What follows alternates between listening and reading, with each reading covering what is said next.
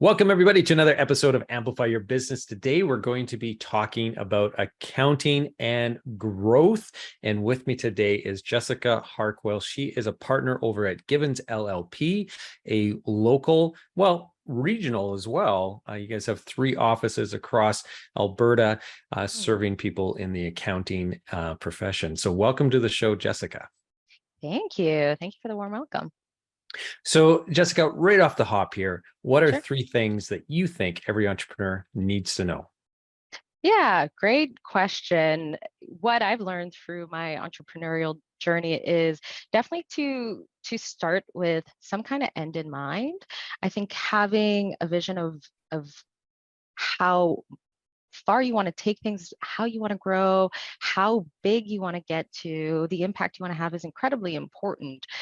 So really having an end in mind and designing your business around that end is incredibly important. The other top piece that I think I've definitely learned is, as entrepreneurs, most times you start out thinking that you need to do absolutely everything yourself. I've recently learned through some leadership, it really isn't you taking on everything. It's asking the questions, what do I need to do next to get to that end goal? And who is the best person to help me get there? And oftentimes you'll realize that that best person isn't yourself. So who do you need to bring in? Whose skill set do you need to leverage to really help push you to go faster?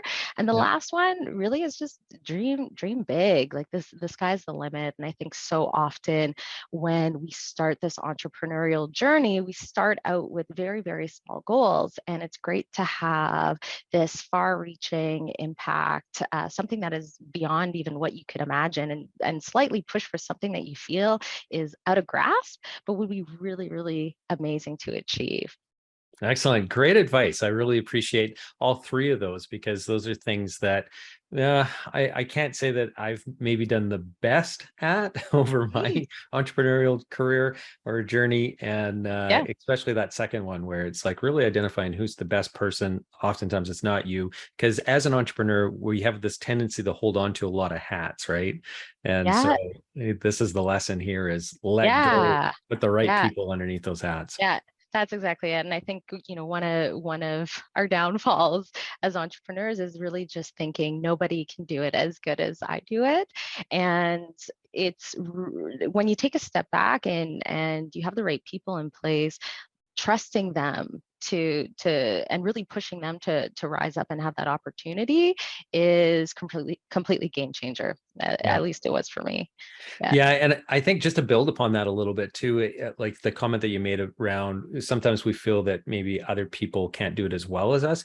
I think it's really learning that other people might do it differently than us, and that's okay, right? Because the Uh, results can still yeah. be the same or maybe even better. Yeah. But you don't have to be all Yeah. thinking the same way that Lance thinks in order to get it Totally. done, right? Yeah. Yep. That's just it. Yeah. So it's really figuring out, what are you trying to achieve? Who's the best person to do it? And the how isn't as relevant. You have to really let go and trust that that person is going to give you what you're hoping for, and let go of, yeah, how they do it. Because it's going to be a completely different way. I'll go left and they'll go right, but we just need to end up at the same destination in the end. Yeah, it's the Yeah. results that matter, really, right? Yeah, as long as it's That is, still being handled in the way that oh, is aligned with the company's values and everything else, right? You bet, you bet. You still have to be a good person. It's not the means doesn't justify, or the end doesn't justify the means. So you still have to be like kind and caring and treat people with respect. Yeah, completely. So, okay, so let's talk about Givens LLP. Yeah. So you have been a partner there for how many years now? I'm just going on about 4 years. So 3.5-ish. I'm pushing 4 years now. So uh, Excellent. definitely early in my partner journey for sure Yeah. by most standards. Well, okay, so tell me a little bit about Givens. What is it that you guys do? What sets you apart in terms of the sea of other accounting companies out there? Yeah, that's a great question. In terms of what we do, I mean, we are accountants, we're CPAs by trade. So we in terms of services, we do all of the essentials when it comes to regulatory filings, financial statements, audits, reviews, and everything in between, trust, tax planning, all of that in terms of our services. Yep. And that I would say most firms would probably give the same spiel. Where I feel we're really different is our focus is on providing business owners and small business owners and entrepreneurs some actual results. And when we're working with business owners, our goal is to make sure that number one, we're taking things off their plate. So as I kind of mentioned previously, one of the biggest struggles for business owners is thinking we can do everything ourselves. And oftentimes to save a dollar here or there, we're like, I can do the bookkeeping, I can do, some of these filings, I could do my own tax planning. You could, but you really shouldn't. You really want to Yeah. trust the industry expert to advise and guide. And our goal is to make sure that we're steering business owners in the right direction. Get out of bookkeeping. It's not a great use of your time. Have somebody else look after that for you. It's going to be a lot better. You're going to get some tighter numbers, and at the end of the day, you're saving time to focus on growing your business and the things you truly enjoy. So number one, time savings. The other Mhm. piece that we're really big on is profitability. I mean, your numbers, you need to understand them. And when it comes to owning a business, the whole purpose of owning a business is to generate profitability as well as wealth for yourself. So how do you leverage your business and grow your business so you're able to achieve that? Yeah, and growth is a really big thing that you and I have talked about Yeah. over the last 6 months or more than that we've known each other now, and Yeah. and that's the thing that I really appreciate about the way Hmm. that you think about your clients' businesses. And so not only are you focused on the growth of your own practice, but also really focused on that growth aspect for each of the individual clients that you have, which aligns so much with my thinking as well with our company. That's what Right. we do too. I mean, it's Yep. all about, if you're not growing, we're not really doing what we should be doing then for our clients. And so Yeah. the proof is kind of in the pudding. We're Yep. very results focused. You guys are as well. Yeah. And Do that. yeah, and so when you're, onboarding a new client and Mm. you're sitting down with them, going through the numbers, probably there's a bunch of cleanup and stuff. You got to get everything to a place where you have accurate numbers to go off of. That's probably one Yes. of the first steps. But then Yeah. once you get into those growth conversations, what are you typically talking about with these clients? Like, what are some of the commonalities that you're seeing across your client base? So usually we'll start very big picture. I'm a big picture thinker, and the more I understand what business owners' goals are, needs are, the things that keep them up at night that are worrying them, the better that I can advise. And if it's not within our wheelhouse, then I can connect them with the right people to get them on the right track. So it comes down to where do you want to take things? Like how do you define success? What does life look like in 10 years for you? Also, how much money do you want to make? That's really important. What kind of legacy do you want to leave? What kind of impact do you want to have? So they're really big questions, and from there we try to work backwards because I find that super helpful. That's how I do all of my strategic thinking. Where do I want to Mhm. go, and how do I bring that back to today and start carving that up into tiny bite-sized pieces and tiny bite-sized action items so I can start implementing and start gaining some momentum. So typically it's planning, have a good understanding of their goals, where they want to take their business, their pain points. We also, if we're onboarding a new client, depending on how long their business has been in play, there could be some cleanup, there could be some immediate tax issues that we need to address, there could be asset protection issues that we need to address. So it very much is a plan between us and that business owner to get a solid understanding of their business and where they want to take things. And then, yeah, us working backwards and coaching them through it and bringing everything back to their numbers, because that's the test of success. Are we moving the needle? Yeah. So in terms of like some commonalities that you've seen in the mistakes that entrepreneurs make, uh, is there anything that you can share with us there, so that we know Ooh. what to avoid or what things we should be cleaning up or making sure we're I, got under control in our businesses? yeah, well, mistakes for one would be just not paying enough attention to their books and thinking that they can get to it.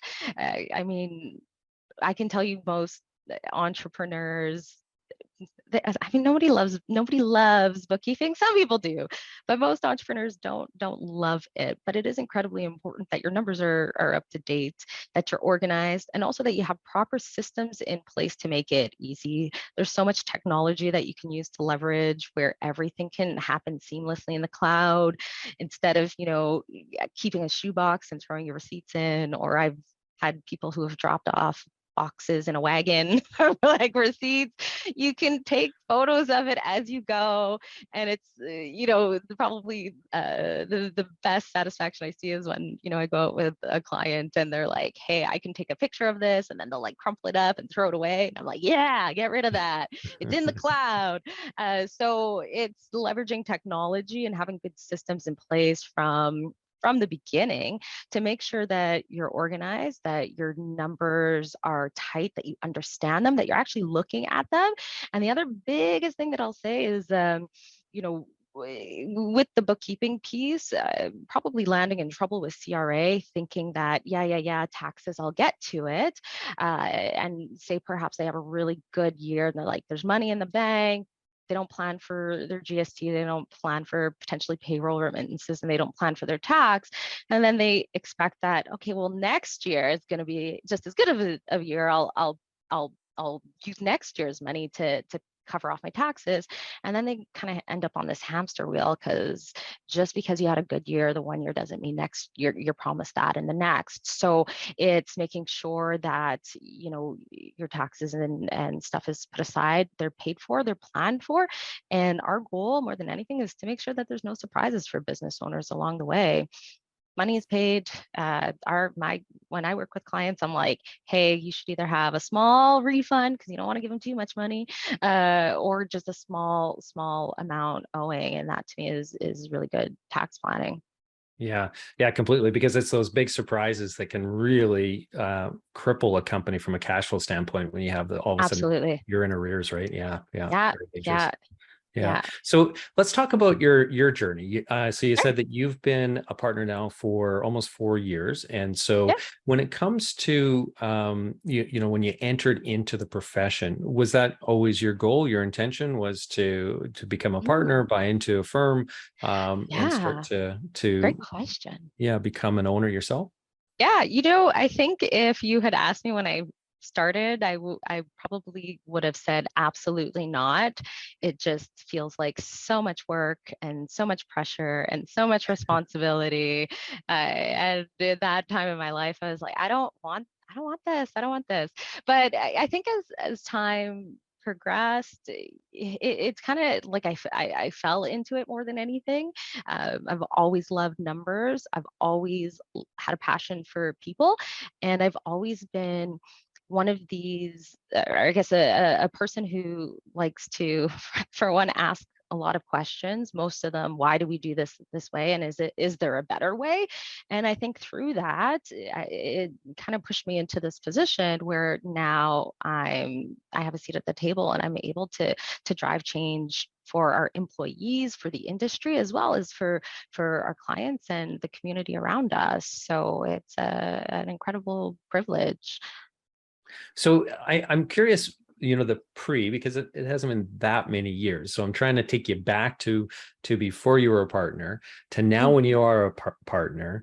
What yeah. does success, the definition of success, has that changed for you in terms of your personal way that you would, describe success in your eyes? Has that changed from those Eh, two positions? I'm I'm sure it has in some capacity. I don't think I've ever been somebody who has been driven or motivated by just a financial reward. I'm more so motivated by how far I can take things and the impact that I have on those that are around me, and how I can push other people to be successful beyond what they imagine. So that's always been my measure of success. When I'm able to sit with somebody and it's like, hey, here's some things that you suggested. I'm now able to have dinner with my family. Like those are the things that fuel me, and that's what I feel pushes me or that's my measurement of success. It's the impact that I have on those around me. Yeah. Um, I mean, was it very different when I was younger? I'm sure it was. I don't even know if I had any kind of definition. I think, I started as an articling student. So I just kind of showed up and was like, I don't know, I need a job, I need some hours. Accounting seems cool. I think it's very, very different when you're younger. You don't think completely through it. But I think I knew at some point I'd like to be somebody who drives some kind of change in my organization, and I would like to feel as though I've accomplished something that lasts beyond myself, and that really just comes down to the people that you impact. Yeah. Yeah. It truly is, right? Like if you can impact people in a positive way and you can, really, I guess apply the leadership that you're naturally in because you are one of the Yeah, partners. If you can apply that and really grow the people, the rest of the business, for the most part, is going to come along with that, right? And so yeah, the monetary success is going to be there. And so yeah, focusing on the people aspect of it, I think is really key. yeah. One question that I have for you, and this is Sure. something that I've reflected on, Okay. and I've actually chatted on the like kind of on the periphery of this with some other Okay. guests that we've had, but never really Yeah. directly. And that is Sure. that there are some type industries, some types of companies that are Mm, just naturally have partnerships within it. So accounting firms like yourself, law mm, firms, and mhm. and there's a few other ones that just naturally there is an expectation that there will be certain people that elevate to a partner. That's not common actually in the vast majority of other types of businesses, Yeah. where that's just there. It's not part of the structure, I guess, that's just inherent to the industry. Yeah. Why do you think that is? Why Yeah. is it that a couple professional service industries or sectors Mm, have that incorporated into it, mhm. and the rest of us really it's not something that we have formalized? Yeah, yeah, that's a really great question. I don't know if I've ever really thought about it that deeply, but what I would say is the industry that we're in, so very similar to lawyers, the work that we're in is very technical. And in order to be able to service your clients really well, you need to be able to leverage other people's minds. And I find when we're able to sit down and collaborate and proactively and think very creatively on how we're going to tackle a problem, you generally need more than one person around the table because we all come with a different perspective. Yeah. So have I thought about, hey, could I do something on my own and be successful? Absolutely. I'm sure every one of my partners has, especially when we have moments when we disagree. But at the end of the day, we show up and we understand we each bring a unique perspective and a different skill set to the table, and we leverage that, and we love to collaborate. And that's the beautiful thing about our partnership is I'm not good at everything, and neither are my partners, but together we're able to push things a lot faster and come up with some better solutions for our clients. So, having lived within an organization that you have elevated to a partner level, do you have any advice to other businesses that, should they be, leveraging that kind of approach to retain and attract the right people? So, Yeah. my business in particular, so we don't, it's not normal it's not an expectation, I guess. There's always Mhm. people that are other organizations or other companies that have Right. different partners and stuff. Ours isn't that case. I'm the sole owner of it, but Right. I've often thought about, okay, well, how do I bring some of the staff, some of the key players to the ownership table, to the partnership table? Do you have any advice for companies like mine and others who are listening as to how best to approach that, having lived that experience yourself as somebody who was brought in as a partner? Yeah, no, for sure. I would say it really just comes down to how you think about your employees and your team members. I mean, for what I don't call my team members staff, I do call them team members. They're here to help our entire organization move forward, and they are critical to our success. One of the things that really helped myself is specifically having a mentor, having somebody who's like, hey, you got some ideas, like let's hear it. And I'm like, oh yeah, like take a seat. I got a whole lot of things to tell you. And sorry, uh, is that an internal mentor or an external yeah, mentor? so an internal mentor. so Okay. so identifying those individuals in your firm that, or your organization, that really have or embody the core values of what you stand for. Loyalty, trust is incredibly important, but I do think that those go both ways. So you want to make sure that you're creating a safe space for your employees to speak up, and not always listen to the loudest person that's in the room. So actually spend some time one-on-one to have a good understanding of what those individuals are about, what they bring to the table, their skill set, what their goals are. Very early in my career, I think one of the first things I got pushed into, just because I very much enjoy sitting and understanding people, was HR. And the Mhm. number one thing I would do is just talk to them, just figure out what they're about. I believe that every individual has something to offer, and in leadership, it's trying to figure out what is that piece, and where do you fit in our puzzle to help drive change. So actively having ongoing conversations and meaningful conversations with your employees, I think, is very important, and allowing them the opportunity to try and fail, and know that it's a safe space to do that. Know that, like, yeah, you have a crazy idea, all right, let's run with it. Let's see what risks we can mitigate. Give it a try, let's learn from it. I think that's probably the biggest piece. So you need that room to grow, and it's a safe space to fail. So spending time understanding, learning, creating safe space, and giving them the opportunity to try and fail and learn and fail and try and succeed. I think that's probably been the biggest reasons why I am where I am today. I had that space to do that. So how do you determine when or somebody's ready to step into becoming a partner, to put that offer on the table, and or also how many people are the right, I guess, blend of partners? Not everybody's going to be a partner at the firm. So how do Yeah. you decide how many you should have and how many and who those people should be, I guess? Yeah, well, I feel more than anything, there's no limit, because we would like to continue to grow. I'd like to believe that there's a seat for anyone at the table, as long as they're willing to put the work into it. It does come with some specific attributes. Of course, we want those that have a strong core value. So foundational to any business relationship is that there has to be deep trust. I think that's the big piece. We also look for those with great soft skills. You need to be able to have difficult conversations, and you need to be able to have meaningful conversations with individuals, and sometimes read the room and know, like, okay, not the best time. So soft skills is very, very important. uh, Definitely need to be strong technically. I think that goes without saying. You need to be good at your craft, because you're sitting in front of individuals, business owners, and you want to be able to properly advise them.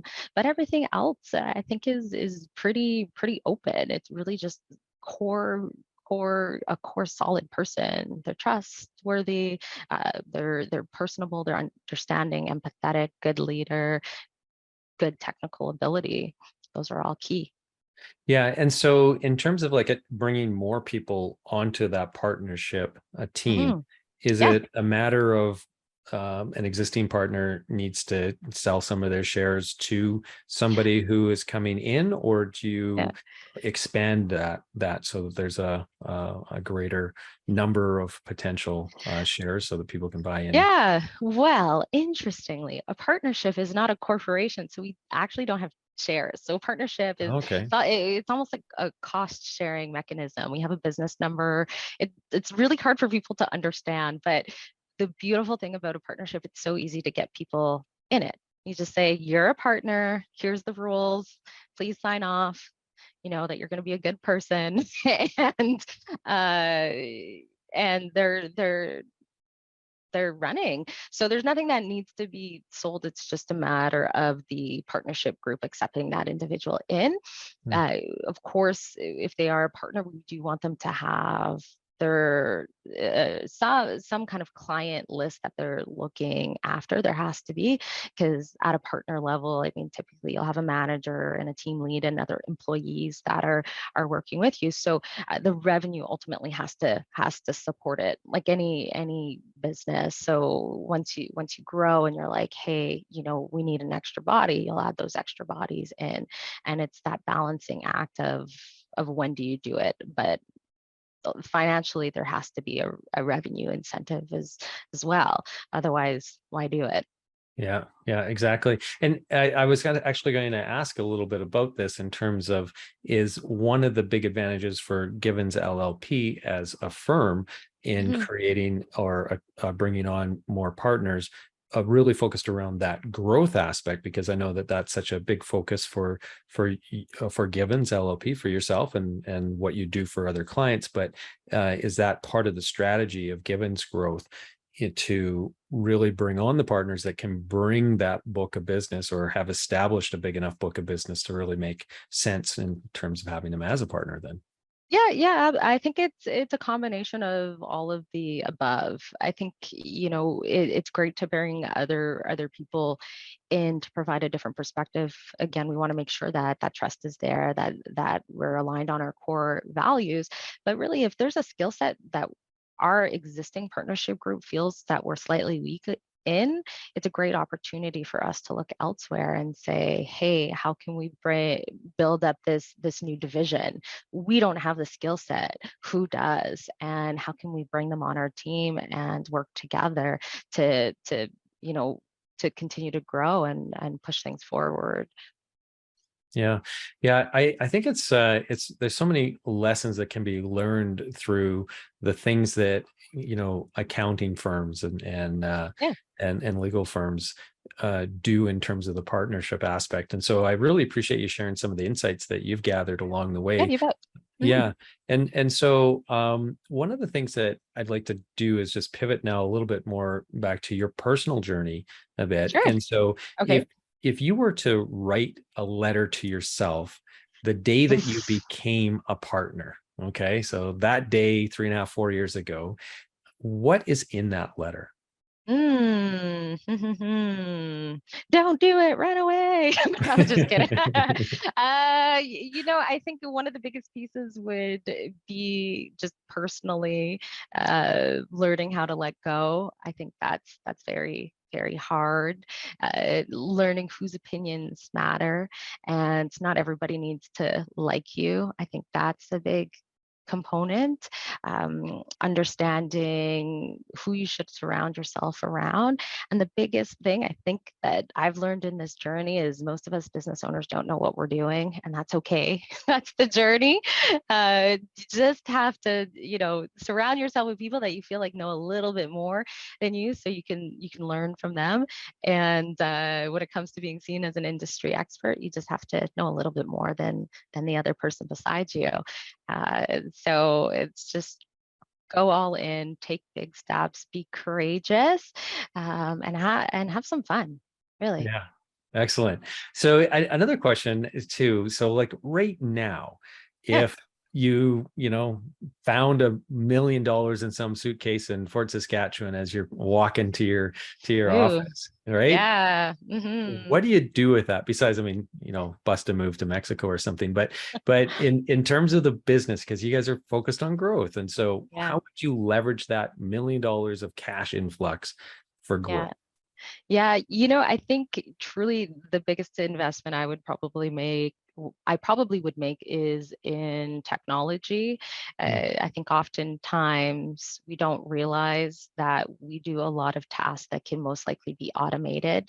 So I probably would invest in exploring that a little bit more, really spending the time and chatting with our team about what do you do in your day that you hate, mm, that's low value, and how do we automate that so you can focus on the things that bring you joy and make you feel like you are purposeful in what you do. mm. So it would really just be a giant question mark. How can I automate the things that I hate and focus more on the things that I love and have technology help me achieve that?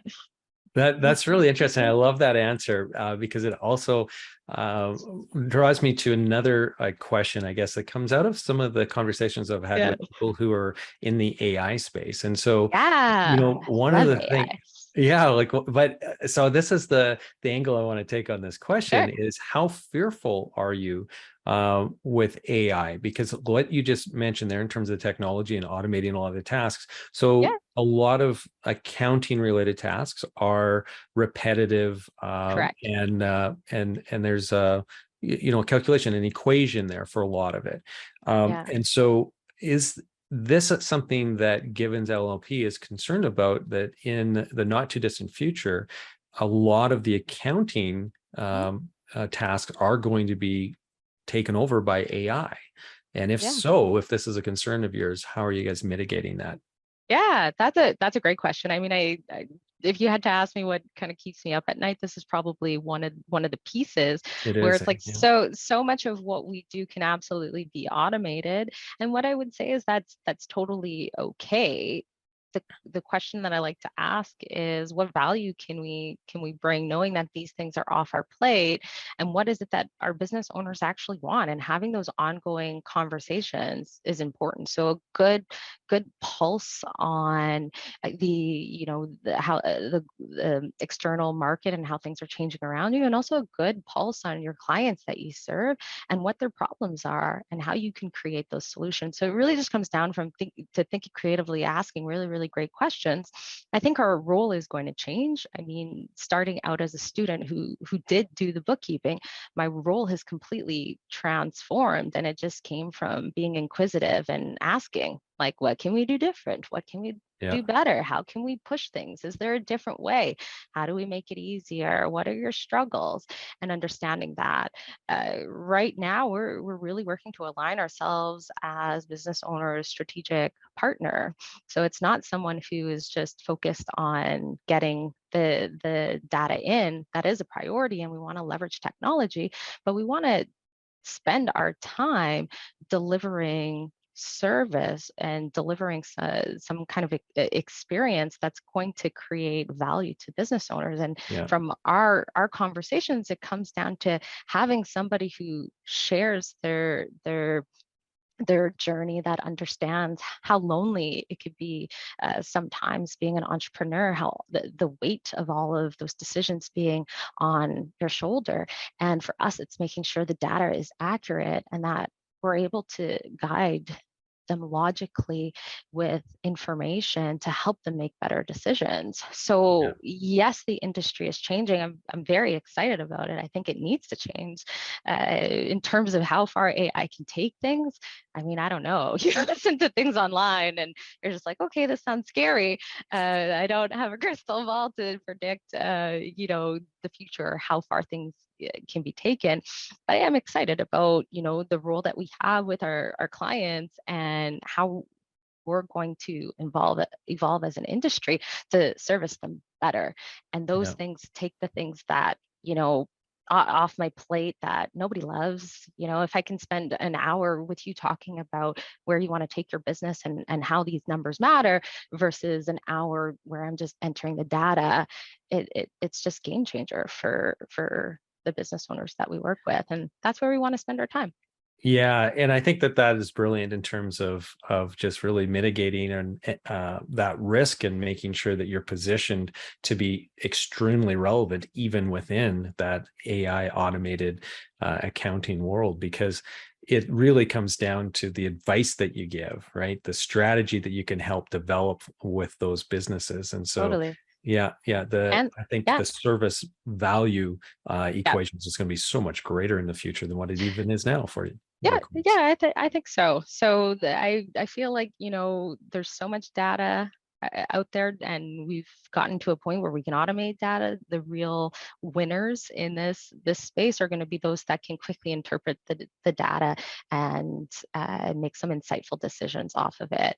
And that's really how we're working to position ourselves, and we're upgrading our skill set so we can hit it out of the park. Excellent.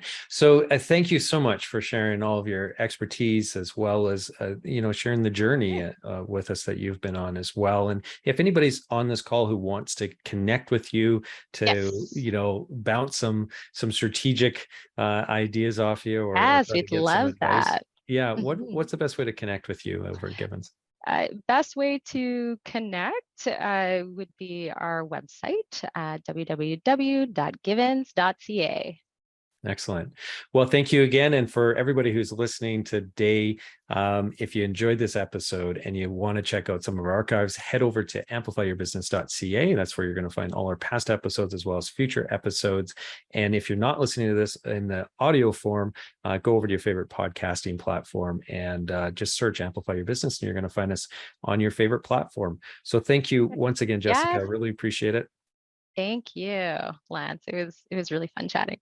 Okay, everybody, have a prosperous day. And if you want to be partnering with an organization that has your future as their focus, give Givens a call today. Thanks again, Love. everybody. Take care. Okay, thank you. Goodbye.